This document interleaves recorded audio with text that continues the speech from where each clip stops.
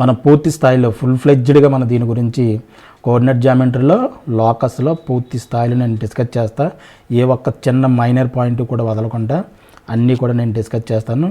Don't worry about this, ఓకేనా. So this is Apollonius theorem. ఇది అయిపోయిన తర్వాత మనకి నెక్స్ట్ పాయింట్ వచ్చేసి length of median find out చేయాలి. Length of median.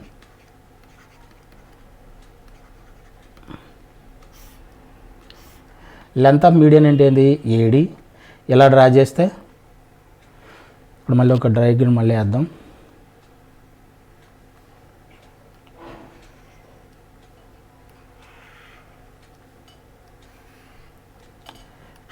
ఏ, ఇది బి, ఇది సి, ఇది A/2, ఇది కూడా A/2. ఇప్పుడు ఆల్రెడీ చెప్పాంగా, ఇది ఏ సైడ్ ఏ, ఇది సి, ఇది బి, ఇది డి. లెంత్ ఆఫ్ మీడియన్ అంటే ఏడి. ఇక్కడ నుంచి మనం డ్రా చేస్తే మనకు బిఈ వస్తుంది, అలాగే సిఎఫ్ కూడా వస్తుంది. మనం ఏడి ఫైండ్ అవుట్ చేసి సిమెట్రిక్గా మిగతా రెండు ఫార్ములు కూడా మనం ఫార్ములాస్ కూడా మనం రాసుకోవచ్చు. దీని గురించి కూడా ఆల్రెడీ మనం డిస్కస్ చేసాం కాబట్టి ఓకే. సో ఫస్ట్ మనం మెయిన్ ఎంఫసిస్ దేని మీద? Length of median find out చేయాలి. లెంత్ ఆఫ్ మీడియన్ ఏ విధంగా ఫైండ్ అవుట్ చేద్దాం? బై యూజింగ్ అపోలోనియస్ థియరం మనం ఫైండ్ అవుట్ చేయొచ్చు. దీన్ని ఫైండ్ అవుట్ చేయడానికి చాలా రకాల పద్ధతులు ఉన్నప్పటికీ కూడా మన అపోలోనియస్ థియరం మనం ఇప్పుడే స్టడీ చేసాం కాబట్టి ఏం స్టడీ చేసాం? AB square plus AC square is equal to 2 times of AD square plus CD square. ఇది తీసుకుంటే ఏబీ స్క్వేర్ అంటే ఎంత? సి. ఏబీ అంటే ఎంత? సి. ఏసీ స్క్వేర్ అంటే బి. కాబట్టి ఇది ఎంత? C square plus B square is equal to 2 times of A D స్క్వేరే మనం ఫైండ్ అవుట్ చేయాలి. ఏడీ స్క్వేర్ ప్లస్ సిడి ఎంత? A/2 whole square. Is it right? So ఇదేమవుతుంది? 2 times of AD square plus దీన్ని A²/4 కింద రాయండి. మల్టిప్లై చేస్తే ఏమవుతుంది? 2AD స్క్వేర్ ప్లస్ 2 × A²/4 అంటే 4లో 2 times క్యాన్సిల్ అయిపోతుంది. ఇది మనకి A²/2 మిగులుతుంది. ఓకే. ఇప్పుడు ఏమవుతుంది? ఇక్కడ మనం ఎల్సిఎం చేస్తే 2 ఎల్సిఎం కదా, 4AD స్క్వేర్ ప్లస్ A²/2 ఇది C square plus B square. దీన్ని ఇటువైపు తీసుకొచ్చేస్తే 2 times of B square plus C square. C square plus B square అన్నా, B square plus C square అన్నా ఒకటే, దాని గురించి ఏం టెన్షన్ పడకండి. 4AD square plus A square. మనం అల్టిమేట్గా ఏడీ స్క్వేర్ ఫైండ్ అవుట్ చేయాలి కాబట్టి ఏడీ స్క్వేర్ని ఇటువైపు నుంచి మిగతా అన్ని కూడా ఒక పక్క తీసుకొచ్చేద్దాం. అంటే నేను ఇక్కడ 4AD స్క్వేర్ని ఇటువైపు ఉంచేసి 2 times of B square plus C square, ఈ ప్లస్ ఏ స్క్వేర్ ఇటువైపు వస్తే మైనస్ ఏ స్క్వేర్. అప్పుడు ఏడీ స్క్వేర్ ఈజ్ ఈక్వల్ ఎంత అవుతుంది? 4ని ఇటువైపు తీసుకొచ్చేస్తే 2 times of B square plus C square minus A square by ఇది 4. అటువైపు ఇటువైపు స్క్వేర్ రూట్ తీసుకున్నాం అనుకోండి, స్క్వేర్ రూట్ క్యాన్సిల్ అయిపోతుంది. ఇక్కడే మిగులుతుంది అండర్ రూట్లో B square plus C square minus A square under root వస్తుంది కదా, స్క్వేర్ రూట్ అప్లై చేసాం అటువైపు ఇటువైపు. కింద మాత్రం 2 స్క్వేర్ కింద రాచి స్క్వేర్ రూట్ క్యాన్సిల్ అయిపోతే 2 మిగులుతుంది. ఇది AD length of median formula. ఇది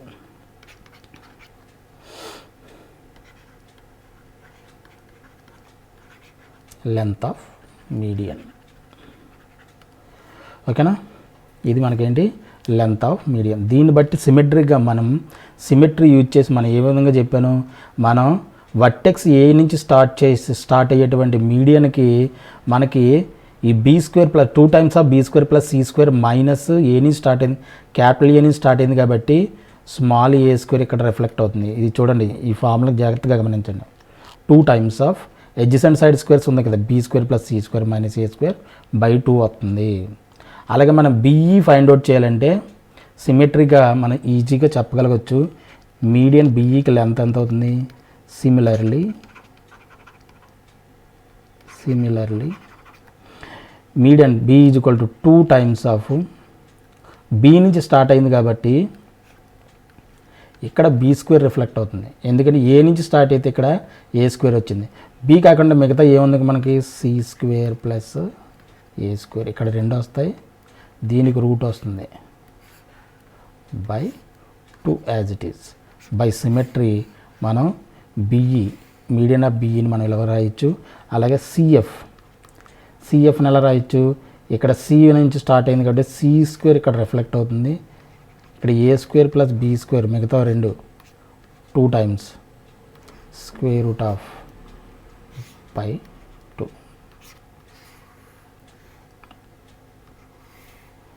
ఇంకోటి మీరు ఈ 2ని క్యాన్సిల్ చేయొచ్చు కదా అని చెప్పేసి అనుకోకండి, ఇది అండర్ రూట్లో ఉంది 2, ఇది బయట ఉంది. ఓకేనా, ఈ 3 కూడా లెంత్ ఆఫ్ మీడియన్స్కి ఫార్ములాస్. ఓకేనా, ఇది కూడా చాలా చాలా important for IP point of view కన్నా కూడా మనకి ఆబ్జెక్టివ్ పాయింట్ ఆఫ్ వ్యూలో ఇవి మనకి చాలా చాలా యూజ్ఫుల్ అయ్యేటువంటి పాయింట్స్. ఓకేనా, ఇది అయిపోతే నెక్స్ట్లో మనకి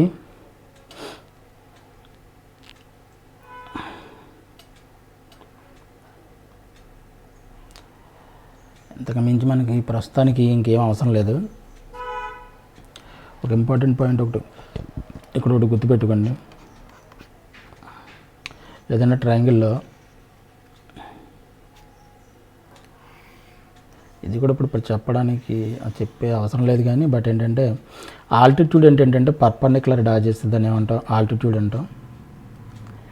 మీడియన్ ఎలా డ్రా చేసాం అనుకోండి, మీడియన్ ఇది మీడియన్ పర్పెండిక్యులర్ బైసెక్టర్ డ్రా చేసాం అనుకోండి,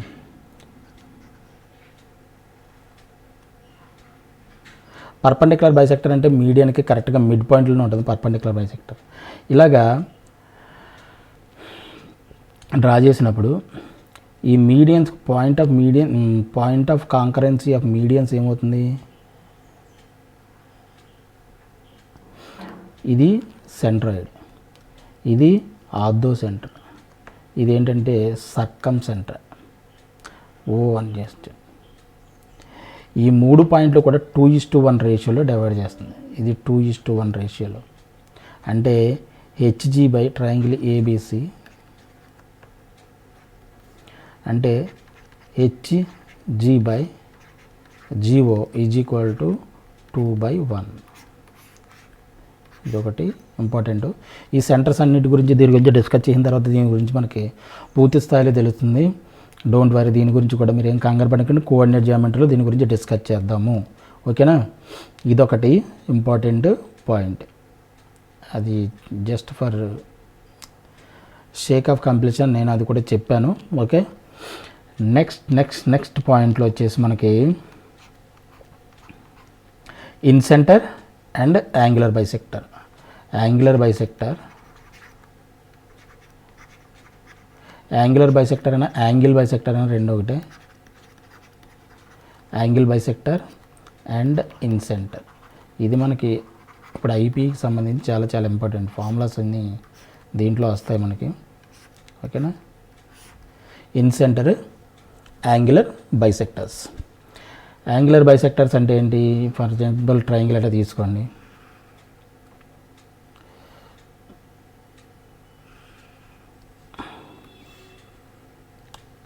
ట్రయాంగిల్ ఏబి. యాంగులర్ బైసెక్టర్ ఏంటంటే అలా డ్రా చేస్తే ఈ యాంగిల్ ఈక్వల్గా ఉంటాయి, ఇది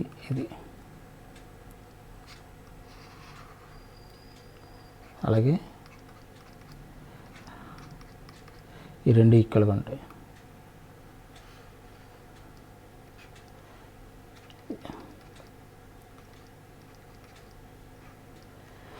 ఓకేనా, ఇది యాంగులర్ బైసెక్టర్. ఈ point of intersection of angular bisectors దీన్ని ఏమంటాం మనం, ఇది డి అనుకోండి, ఇది ఈ అనుకోండి, ఇది ఎఫ్ అనుకోండి, దీన్ని ఏమంటాం ఇన్సెంటర్.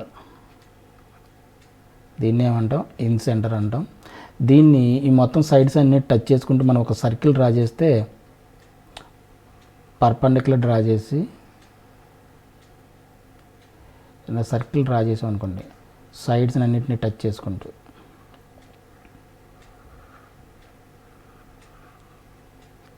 ఇలా ఒక పర్పెండిక్యులర్ మనం డ్రా చేస్తే కరెక్ట్గా ఎక్కడైతే సర్కిల్ని టచ్ చేస్తుందో అక్కడ దీన్నే R1 ఆర్ ఇన్ రేడియస్, దీన్నే ఇన్ రేడియస్ అంటాం. ఇలాగ పర్పెండిక్యులర్ డ్రా చేసాం అనుకోండి, ఇదే radius, in radius, perpendicular in radius. దీన్ని ఐని ఇన్ సెంటర్ అంటాం, అలాగే ఆర్ని ఏమంటాం, స్మాల్ ఆర్ని ఏమంటాం, ఇన్ రేడియస్ అని చెప్పేసి అంటాం. ఓకేనా. ఐ అండ్ నథింగ్ బట్ ఏంటి, ఇన్ సెంటర్ అని డినోట్ చేస్తాం. In centre, smaller, in radius.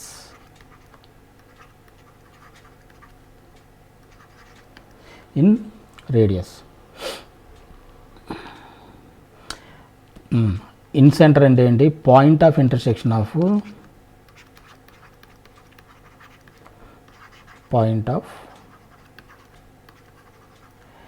intersection of angular bisectors. Angular bisectors is called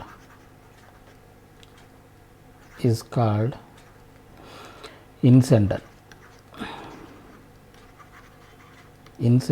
I, and the radius is called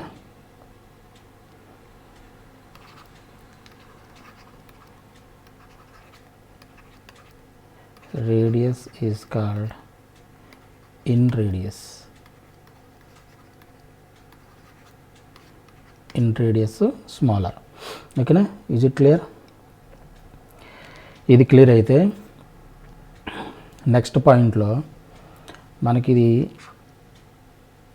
ఇది సి, ఈ సైడ్ మొత్తం అంతా సి, ఈ సైడ్ మొత్తం అంతా పి, అలాగే ఈ సైడ్ మొత్తం ఏ, స్మాల్ ఏ. ఓకేనా. ఇప్పుడు ఇలాగా యాంగులర్ బైసెక్టర్ మనకు డివైడ్ చేసినప్పుడు ఈ రెండు సైడ్స్ కూడా ఎడ్జసెంట్ సైడ్స్ యొక్క రేషియోలో డివైడ్ చేస్తుంది ఇది. అంటే BD/DC is equal to C/B. అర్థమవుతుందా? BD/DC ఈ ఆపోజిట్ సైడ్ని ఈ యాంగులర్ బైసెక్టర్ ఏ రేషియోలో డివైడ్ చేస్తుందంటే ఈ ఎడ్జసెంట్ సైడ్స్ ఏదైతే ఉందో ఆ ఎడ్జసెంట్ సైడ్స్ రేషియోలో మనల్ని దీన్ని డివైడ్ చేస్తుంది. అంటే ఇది C టైమ్స్, ఇది T టైమ్స్ డివైడ్ అవుతుంది. అలాగే ఈ సైడ్ తీసుకుంటే ఇది A టైమ్స్, అలాగే ఇది C టైమ్స్. అది ఇది తీసుకున్నాం అనుకోండి, దీని ఏంటిది B టైమ్స్, ఇది ఎంత A టైమ్స్. అలాగే ఈ విధంగా అడ్జసెంట్ సైడ్ యొక్క ఆపోజిట్ సైడ్ని యాంగులర్ బైసెక్టర్ ఆపోజిట్ సైడ్ని ఎడ్జసెంట్ సైడ్స్ యొక్క రేషియోలో డివైడ్ చేస్తుంది. దీనికి కూడా ప్రూఫ్స్ ఉన్నాయి. ఇప్పుడు కాదు, మనం డిస్కస్ చేసి తర్వాత డిస్కస్ చేద్దాం. ఓకేనా. PM/MC is equal to BM/MC. BD by ఇది CD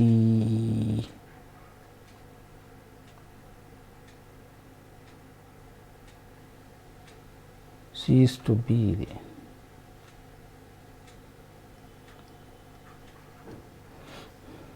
BD/DC మీడియన్ కాబట్టి BD/DC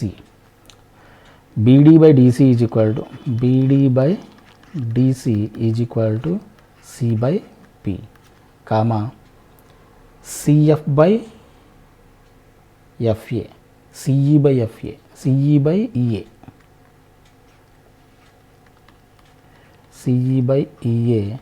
is equal to A/C, comma AF/FB is equal to P/A. ఈ రేషియోలో మనకి ఈ సైడ్స్ని యాంగులర్ బైసెక్టర్ ఆపోజిట్ సైడ్స్ని ఈ అడ్జసెంట్ సైడ్స్ యొక్క రేషియోలో డివైడ్ చేస్తుంది. అదొకటి ఇంపార్టెంట్ పాయింట్. ఓకేనా. తర్వాత